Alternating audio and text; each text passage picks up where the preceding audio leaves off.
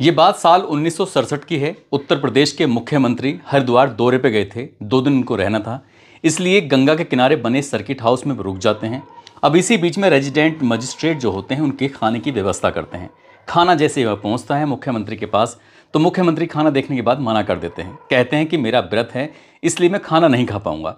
खाना तो वापस चला जाता है, लेकिन कुछ देर के बाद दूध, फल और कुछ ऐसी व्यवस्थाएं कर दी जाती हैं जिसकी वजह से मुख्यमंत्री जी के पास पहुंच जाती हैं। पूछा जाता है कि ये क्या है। वो कहते हैं कि साहब ये व्रत का पूरा सामान है, अब आप इसे खा सकते हैं।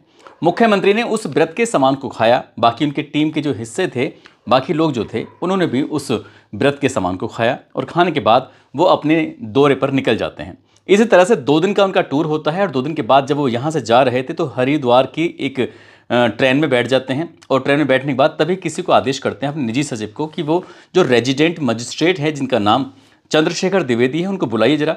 जैसे ही ये बात पहुंची जाती है, उसके बाद फिर चंद्रशेखर द्विवेदी वहां पर पहुंच जाते हैं और मुख्यमंत्री अपनी जेब में से, यानी कि कुर्ते की जेब में से एक चेक निकालते हैं। निकालने के बाद दे देते हैं उनके हाथ में और उस चेक पे लिखा हुआ था 6 रुपये 25 पैसे। यानी कि जो उन्हें व्रत में सामान दिया गया था, उनका खान पीन का जो बिल था वो 6 रुपये 25 पैसे का था। तो भी हाथ जोड़ते हुए रेजिडेंट मजिस्ट्रेट ने कहा कि साहब ऐसा आप क्यों कर रहे हैं। तभी मुख्यमंत्री कहते हैं कि जो भी कुछ ऐसा खर्चा होता है मैं अपना खर्चा स्वयं उठाता हूँ, मैं कोई ऐसा किसी के सहारा नहीं लेता। जब इस तरह की बात थी, उस रेजिडेंट मजिस्ट्रेट ने ये किस्सा, ये कहानी एक किताब में बयां की थी और उन्होंने कहा कि उस चेक को उन्होंने कभी भी नहीं बुनाया और वो चेक हमेशा उनके साथ रहा। तो आज की कहानी एक ऐसे ही मुख्यमंत्री की है, ऐसे ही आगे चल के वो प्रधानमंत्री बनते हैं कि जिनकी वजह से पूरा थाना सस्पेंड हो जाता है। आदाब, नमस्कार, सत श्री अकाल। मैं उस्मान सैफी। आज की जो सच्ची घटना मैं आपको सुनाने जा रहा हूं, ये सच्ची घटना है उत्तर प्रदेश के ज़िला इटावा का एक थाना लगता है ऊसरा आहार। दरअसल अगस्त का वो महीना था, साल 1979 की बात है, 1979।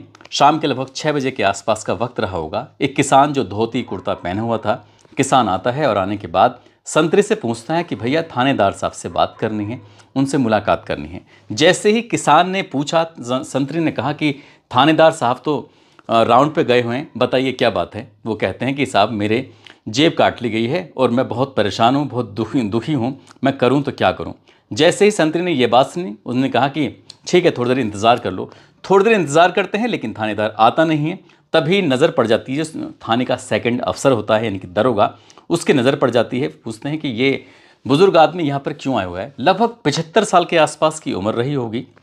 और जैसे ही ये बताया जाता है कि इनकी किसी ने जेब काट ली है और इसलिए परेशान है, थानेदार साहब का इंतज़ार कर रहे हैं। तो दरोगा ने कहा कि इन्हें मेरे पास भेजो। दरोगा, उसके इर्द गिर्द और भी कई ऐसे सिपाही, हेड कांस्टेबल वगैरह खड़े हुए थे। तभी वो किसान उन्हें देख रहा था कि वो हंस रहे हैं, ठहाके लगाकर हंस रहे हैं, ऐसी बातचीत कर रहे हैं। किसान से पूछा गया कि बाबा क्या बात है, कैसे परेशान हो रहे हो। वो कहते हैं कि साहब मैं मेरठ का रहने वाला हूँ और यहाँ आया था बैल खरीदने के लिए। मुझे किसी ने बताया कि इस इलाके में बैल बहुत अच्छे मिलते हैं, इसलिए बैल खरीदने आया था, लेकिन मेरी किसी ने जेब काट ली। जैसे ही दरोगा ने ये बात सुनी, दरोगा ने उस किसान को डांटना डपटना शुरू कर दिया। कहाँ जेब कटी है, किस तरह की बातें कर रहे हो, यहाँ कोई जेब नहीं कटी। इस तरह की बातें करने के बाद किसान को डराया गया, धमकाया गया। किसान बिल्कुल शांत हो जाता है, कहता है कि साहब रिपोर्ट लिख लीजिए, मैं अपने घर जाकर क्या जवाब दूंगा। मेरे घर वालों को जब ये पता चलेगा कि मेरी जेब कट गई है, कम से कम यहाँ से कुछ कागज़ लेके जाऊँगा तो घर वाले शांत तो हो जाएंगे। किसान को डांटा जाता है, फटकारा जाता है और किसान जाकर वहाँ से हटता है। हटने के बाद दीवार के सहारे बैठ जाता है। किसान इंतज़ार कर रहा था कि थानेदार आएगा और थानेदार से आने के बाद पूरी कहानी वो बयां करेगा और उसके बाद उसकी रिपोर्ट लिख ली जाएगी, तो कम से कम तसल्ली से वो घर चला जाएगा। कुछ देर बीत जाती है, उसके बाद थानेदार भी राउंड लेकर जब वापस आता है, तो ये ऊसराहार थाने की बात है। थानेदार साहब आते हैं, थानेदार की नज़र उस किसान में पड़ जाती है। दरअसल किसान ने धोती कुर्ता पहने हुए थे और थोड़ा सा बुजुर्ग आदमी है और मैले कुचैले कपड़े थे। उसके बाद थानेदार के बारे में पूछा जाता है कि ये आदमी यहाँ क्या कर रहा है। और वैसे भी शाम के लगभग 7 बजे के आसपास का वक्त हो चला था। ये बताया जाता है कि साहब ये किसान है, मेरठ का रहने वाला बताता है, इसकी जेब कट गई है, खामखा परेशान कर रखा है। तो थानेदार ने उसको समझाया और समझाने के बाद अब की बार जो अंदाज़ था थानेदार का, वो दरोगा से कहीं ज़्यादा ऊंचा था। और थानेदार ने डांटा, फटकारा और फटकारने के बाद कहा कि बाबा अपने घर जाओ, परेशान हो रहे हो, वैसे भी तुम झूठ बोल रहे हो। मेरठ से, वो भी पैदल पैदल चलकर यहाँ इटावा में कोई इस तरह से बैल खरीदने के लिए आएगा? इतने तुम्हारे पास पैसे कितने थे? उन्होंने कहा कि मेरे पास कई सौ रुपए थे। उस दौर की बात है, कई सौ रुपए की बड़ी वैल्यू हुआ करती थी। तभी वो कहते हैं कि आप जाओ अपना आराम करो। अब किसान को डांट फटकार कर वहाँ से बाहर कर दिया जाता है, लेकिन पीछे से एक सिपाही किसान के पास पहुँचता है कि बाबा तुम इतनी देर से मैं तुम्हें देख रहा हूँ, इतनी देर से तुम परेशान हो, रिपोर्ट लिखवाने के लिए आए हो, मेरठ के वैसे रहने वाले हो, यहाँ के लोग सुनेंगे नहीं, मुझे आपको देखकर थोड़ा तरस आ रहा है, अगर आपको कोई एतराज़ ना हो तो क्यों ना मैं आपकी रिपोर्ट लिखवाने में मदद कर दूं।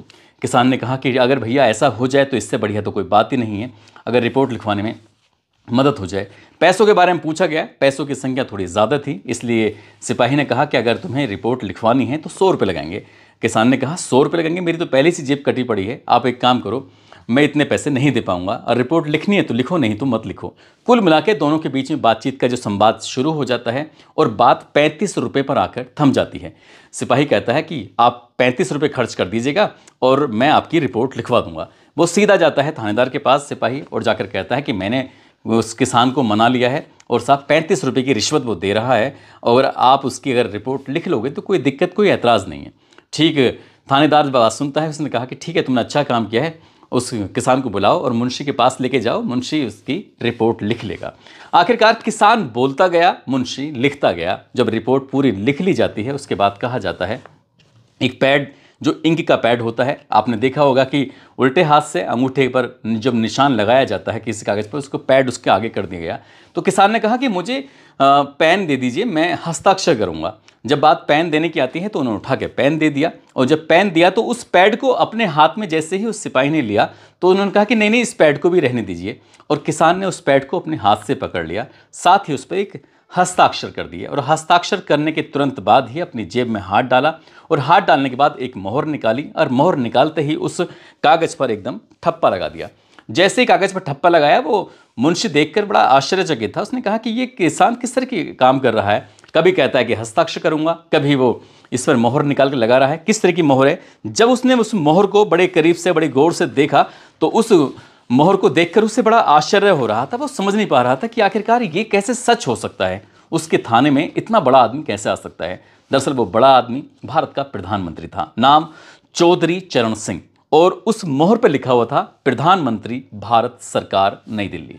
जब ये मोहर पर लिखा हुआ था, इसके बाद ये बात अब उस मुंशी के पास नहीं थी, बल्कि बात ये पूरे थाने में फैल जाती है। बात अब थाने में नहीं थी बल्कि पूरे ज़िले में फैल जाती है। बात पूरे ज़िले की नहीं थी बल्कि पूरे प्रदेश, पूरे देश भर में ये बात देखते देखते फैल जाती है। अब उस थाने की ये इस तरह की हालत, आप सहज ही अंदाज़ा लगा सकते हैं कि भारत का प्रधानमंत्री उस थाने के अंदर वो रिपोर्ट लिखवाने के लिए आ गया है, और उसके बाद फिर रिपोर्ट लिखवाने के 35 रुपये की रिश्वत अगर देने वाली बात हो तो जाहिर सी बात है हड़कंप मचना तय ही था। दरअसल वो अपने काफिले को, जो उनकी सुरक्षा में लगे हुए काफिले था, उस काफिले से कहते हैं कि मुझे एक ज़रूरी काम है। दरअसल इस इलाके से, खासकर इस थाने से मेरे पास लगातार शिकायतें आती हैं कि ये थानेदार यहाँ लगातार रिश्वत मांगता है, इसलिए मैं अपने निजी जो सुरक्षा में लगे हुए थे उनको किस तरह से समझाया बुझाया, क्योंकि देश के प्रधानमंत्री की सुरक्षा का मामला भी था। आखिरकार उनके जो निजी सुरक्षा कर्मी थे वो सब मान जाते हैं और वो इधर उधर दाएं बाएं हो जाते हैं, और इसके थाने में किसी को इस बात की भनक तक नहीं लगती है। और जब ये बात उच्च अधिकारियों को पता चलती है तो पूरा का पूरा थाना सस्पेंड हो जाता है, और ये बात उन दोनों बहुत ज़्यादा चर्चित रही थी। देश भर में जो भी अखबार छपते थे उन अखबारों में आती थी, और उसके बाद फिर देश भर के जो थानेदार थे वो डरने लगे थे कहीं ऐसा ना हो कि भारत के प्रधानमंत्री चौधरी चरण सिंह अचानक ही किसान के भेष में आएँ और आने के बाद पूरे थाने को सस्पेंड ना करा दें। दरअसल उनकी शख्सियत ही कुछ ऐसी थी। 23 दिसंबर 1902 को उनका जन्म होता है। गांव लगता है नूरपुर। पहले वो कभी मेरठ ज़िले में आया करता था, आजकल वो उत्तर प्रदेश के हापुड़ ज़िले में आता है, जो कि बाबूगढ़ छावनी के पास लगता है। इन्होंने साल 1929 से आज़ादी की लड़ाई में अपनी हिस्सेदारी दी। 1940 में सत्याग्रह के आंदोलन में कूद जाते हैं। 1952 की ये बात है, कांग्रेस शासन में ये राजस्व मंत्री चुने गए थे, और 3 अप्रैल 1967 को ये मुख्यमंत्री बन जाते हैं उत्तर प्रदेश के। जब ये मुख्यमंत्री बनते हैं तो उसके बाद हरिद्वार का एक बार दौरा कर रहे थे। दौरा करने के बाद उनका व्रत होता है, जो खाना आता है उस खाने को मना कर देते हैं। उसके बाद फिर व्रत का खाना आता है, और जब व्रत का इनके पास जो सामान आता है उसको खाते पीते हैं। उसके बाद फिर जब ये हरिद्वार, आजकल उत्तराखंड में, पहले ही उत्तराखंड और उत्तर प्रदेश एक ही था, तो जब ये वहाँ से चलते हैं तो उस रेजिडेंट मजिस्ट्रेट को वो 6 रुपये 25 पैसे का बिल दे देते हैं कि तुमने जो हमारे व्रत में खर्चा किया है वो तुम पैसे लेके चले जाओ। ये साल 1979 की बात है। ये वित्त मंत्री भी और उप प्रधानमंत्री की भी इनके पास जिम्मेदारी थी और ये गृह मंत्री भी देश के रहे हैं। साथ ही 28 जुलाई साल 1979 की बात है, 1979 को जब ये भारत के प्रधानमंत्री बनते हैं। इंदिरा गांधी और कुछ दलों का इन्हें सपोर्ट मिल जाता है और देश के प्रधानमंत्री के रूप में चुन लिए जाते हैं। हालांकि ज़्यादा दिन तक रहते नहीं हैं। 14 जनवरी साल 1980 तक ये भारत के प्रधानमंत्री रहे थे और इसी बीच में एक दिन अचानक ही इन्होंने उत्तर प्रदेश के इटावा के उसराहार थाने में जाकर इन्होंने जब दस्तक दी, तो यहाँ दस्तक देने के बाद फिर तो हड़कंप मच जाता है। 29 मई साल 1987 की बात है, इनका निधन हो जाता है। इनके बैंक अकाउंट के बारे में एक अखबार में मैंने पढ़ा था कि उनके बैंक अकाउंट में 470 रुपये थे, जबकि भारत का कोई प्रधानमंत्री बन जाए या फिर मुख्यमंत्री बन जाए या कोई और बड़ी जिम्मेदारी उसके पास अगर हो तो वो कुछ भी कर सकता है, कितने भी पैसे कमा सकता है, लेकिन वो बेहद ईमानदार और किसानों के मसीहा के रूप में उनकी ज़िंदगी भर पहचान बनी रही। और शायद जब तक ये दुनिया रहेगी, जब तक ये भारत रहेगा, तब तक चौधरी चरण सिंह जी की पहचान बनी रहेगी। ये फरवरी 2024 की बात है। उनको भारत रत्न से सम्मानित किया गया था और देश भर में इस बात का स्वागत भी हुआ था। एक किस्सा और बताया जाता है कि जब ये उत्तर प्रदेश के मुख्यमंत्री हुआ करते थे, तो विधानसभा से एक दिन अपने आवास पर जा रहे थे और वो बहुत थोड़ा सा दूरी होती है, उस थोड़ी सी दूरी को तय करने के लिए पूरा काफिला इनका लग जाया करता था। तब इन्होंने कहा कि यह इतनी दूर के लिए भी गाड़ी के लगना ये सही नहीं है, इसलिए विधानसभा से ये सीधा घर के लिए पैदल निकलने लगे। जैसे ये पैदल जा रहे थे तो इनके निजी सुरक्षाकर्मी होते हैं, बाकी जो इनके साथ अधिकारी होते हैं, वो भी इनके साथ जाने लगे। तो पहले दिन तो एक बात सामान्य हो जाती है, लेकिन जब अगला दिन निकलता है तो अपने सरकारी आवास से ये विधानसभा के लिए फिर पैदल चलने लगते हैं। तो जो इनके निजी सचिव होते हैं तिलक राम शर्मा, उन्हें बड़ा आश्चर्य हुआ। उनका कि सर आप ऐसा क्यों कर रहे हैं। अब उन्होंने तिलक राम शर्मा ने सोचा कि क्यों ना इनके लिए किसी न किसी बहाने से किसी न किसी बड़े अधिकारी को गाड़ी लेके पहले से भेज दें और ये कह दें कि साहब मैं विधानसभा की तरफ जा रहा था, आइए मैं आपको विधानसभा तक छोड़ देता हूं। जब ये बात मुख्यमंत्री रहे थे उस दौर की बात है, चौधरी चरण सिंह जी को पता चलती है, तो उन्होंने निजी सचिव तिलक राम शर्मा जी को बहुत डांट लगाई। उन्होंने कहा कि आप मेरे बीच में दखलंदाजी न करें। एक बार का किस्सा और ये भी है कि इनके ही सरकारी आवास पर एक व्यक्ति, कोई इनके रिश्तेदार परिवार का ही था, तो वो इनके निजी फ़ोन का इस्तेमाल कर रहा था, जो वहाँ पर लैंडलाइन फ़ोन लगा हुआ था। तो इनकी नज़र पड़ जाती है। नज़र पड़ने के बाद ये अपने निजी सचिव से कहते हैं कि यहाँ से जितने भी फ़ोन जाते हैं और फ़ोन आते हैं, सबका जो ब्यौरा है उसका रिकॉर्ड रखना है। और जब ये रिकॉर्ड वाली बात आई तो निजी सचिव ने कहा कि सर ऐसा आप क्यों कर रहे हैं। वो कहते हैं कि इसका जितना बिल होगा वो मैं खुद भरूँगा। तो इसलिए वो कोई इनके जो सरकारी फ़ायदे ले सकते थे, वो सरकारी फ़ायदों का बिल्कुल भी इस्तेमाल नहीं करते थे। और कोशिश ये रहती थी, चाहे वो पेट्रोल हो या फिर बाकी जो चीज़ें होती हैं जिनके लिए पैसा मिलता था सरकारी, उसको ही ये खर्च करते थे, फालतू के पैसे खर्च नहीं करते थे। दोस्तों, इस पूरे घटनाक्रम को सुनाने का उद्देश्य किसी को परेशान करना नहीं है, किसी का दिल दुखाना नहीं है, बल्कि आपको जागरूक करना है, आपको सचेत करना है, आपको बताना है कि हमारे देश में ऐसी भी हस्तियाँ, ऐसी भी शख्सियत रही हैं जिन्होंने अपने देश के लिए बहुत कुछ किया है। और अब दौर बदल चुके हैं। अब अगर गांव का प्रधान भी होता है तो वो पूरी शान और शौकत के साथ चलता है, जबकि प्रधानमंत्री बड़े शांत मिजाज के और बहुत ही सादगी वाले रहे हैं। जाते जाते पुणे के रहने वाले रजनीश माली हैं, साथ ही राशिद अब्बासी हैं। आज इनका जन्मदिन है। इनको जन्मदिन की ढेरों सारी शुभकामनाएं, बहुत बहुत मुबारकबाद। साथ ही कुछ लोगों ने नाम लेने की अपील की है, जिसमें विवेक पटेल, जितेंद्र पाल, मनीषा सिंधु, शत्रुघ्न पासवान, सुरेश चंद गौतम, अमरपाल सिंह, ताज सिंह, सोनू कश्यप, मोहम्मद नबी हसन, सोहेल आलम, राकेश चौधरी, गोविंद घोष, सुष्मिता घोष, अभिषेक शर्मा, कमालुद्दीन खान, ललित राजपूत, योगेंद्र साहू, इब्राहिम खान, रोशन कुमार, नीरज गौतम। आप सब लोग अपना ख्याल रखें, सुरक्षित रहें। जय हिंद, जय भारत।